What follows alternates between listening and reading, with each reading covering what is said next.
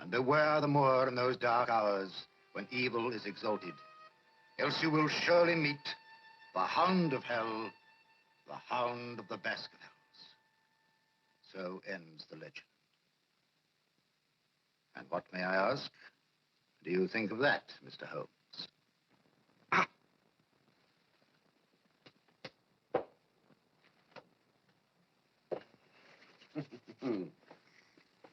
There must be hundreds of similar folk stories. I fail to see why I should find this one of singular interest. What do you say, Watson? Well, I'm sure Dr. Mortimer's intentions are for the best, but there seems little to be gained from what he's told us. I had hoped, sir, that the facts I have laid before you might have intrigued you as a detective. I was obviously mistaken. Good day, sir. Dr. Mortimer, it was something more important that brought you all the way from Devonshire to Baker Street. Something that occurred on Dartmoor on Friday, the 13th of June. You've known about it all the time, then? I know nothing, except that you live on Dartmoor. That you have a copy of the Devon County Chronicle in your briefcase dated June the 14th. That newspaper is published on Saturdays, but goes to press on Thursdays. You've kept it for something vitally important. There is nothing of particular interest in the headlines, therefore it must be in the stop press. So, whatever it was happened on the Friday the 13th of June. But this is remarkable. Superficial. There's nothing remarkable about using one's eyes. Now, sir, would you be prepared to give us the relevant facts? Yes. Yes, under the circumstances, I think I would. Proceed. Thank you. Well, this is just the stop press. Devonshire knight found dead.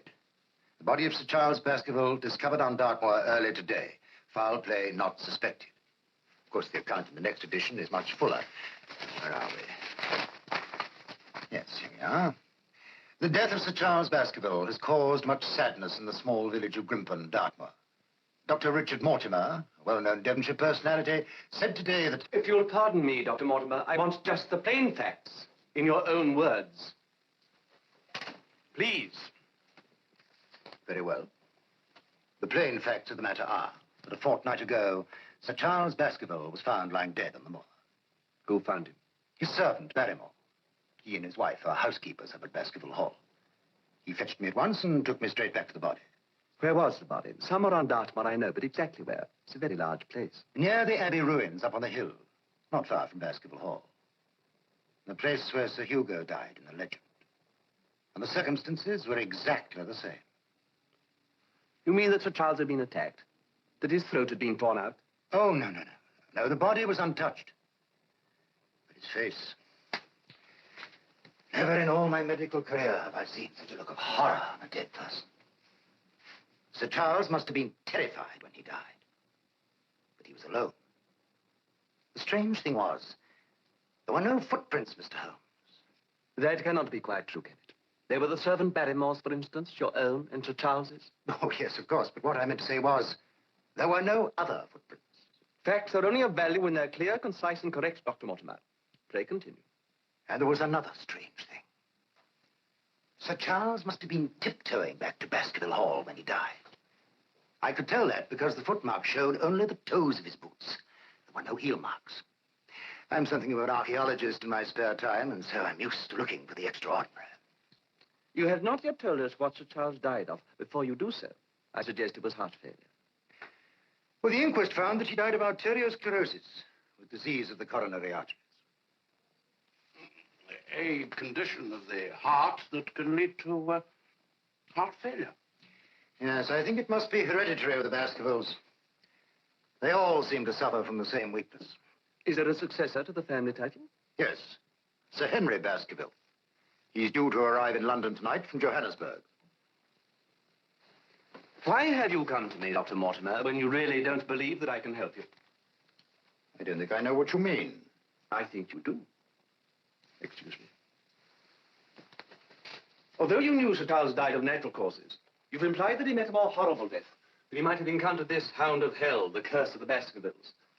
Do you really believe that legend? There are many things in life and death that we do not understand, Mr. Holmes. Then I suggest you might have done better to have consulted a priest instead of a detective. Do you imagine that I can influence the powers of darkness? Of course not. But I thought you might prevent Sir Henry from going into danger. My dear sir, it's an evil curse on the family. It can be just as powerful in London as in Devonshire. Where will he be staying? At the Northumberland Hotel. Does this mean then that you will investigate the matter? I have not said so. My commitments are heavy. I beg of you, Mr. Holmes. This is a matter of life and death. Well, there can be no harm done by my seeing the man. Shall we say 10 o'clock tomorrow morning at the hotel? Good. That will suit admirably. Thank you, Mr. Holmes. You will not find me ungenerous in the matter of fees. My professional charges are upon a fixed scale. I do not vary them, except when I remit them altogether. Good day. Good day, Mr. Holmes. Thank you, Doctor. Not at all, Doctor. Good day, Dr. Watson. Well, I must say, you never cease to surprise me, Holmes.